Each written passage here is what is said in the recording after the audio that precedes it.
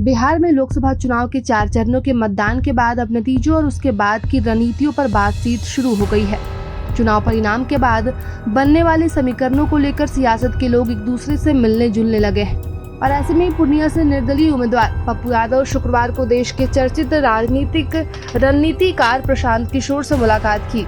जन सुराज के बैनर तले प्रशांत किशोर पिछले कई महीनों से बिहार की यात्रा कर रहे हैं। प्रशांत किशोर और पप्पू यादव की इस मुलाकात से बिहार के सियासी हलके में तरह तरह की बातें शुरू हो गई है और इस मीटिंग के बाद बिहार का सियासी पारा गर्मा गया है और चुनावी माहौल के बीच दोनों नेताओं के मिलने से राजनीतिक गलियारे में इस बात को लेकर चर्चा शुरू हो गई है कि नतीजे आने से पहले ही कुछ बड़ा होने जा रहा है। दरअसल पप्पू यादव ने लोकसभा चुनाव से ठीक पहले अपनी जन अधिकार पार्टी का कांग्रेस से विलय कर दिया था। वे कांग्रेस के टिकट पर पूर्णिया से चुनाव लड़ना चाहते थे, लेकिन आरजेडी ने यह सीट अपने पास रखी और विधायक बीमा भारती को उम्मीदवार बनाया।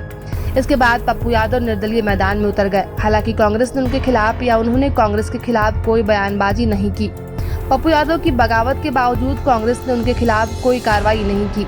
वही जन सुराज अभियान के प्रणेता प्रशांत किशोर लोकसभा चुनाव में कुछ खास दिलचस्पी नहीं दिखा रहे। पहले चर्चा थी कि वह बिहार की कुछ सीटों पर अपने प्रत्याशी उतार सकते हैं या फिर निर्दलीय उम्मीदवार को समर्थन दे सकते हैं। हालांकि उनका पूरी तरह से फोकस 2025 के विधानसभा चुनाव पर है। वे बिहार चुनाव से पहले जन सुराज को राजनीतिक दल में बदलकर मैदान में उतर सकते हैं। साल 2020 में बिहार विधानसभा चुनाव से पहले पप्पू यादव ने प्रशांत किशोर को साथ आने का निमंत्रण दिया था। उस समय पप्पू यादव जन अधिकार पार्टी के अध्यक्ष थे और किसी भी गठबंधन में शामिल नहीं थे।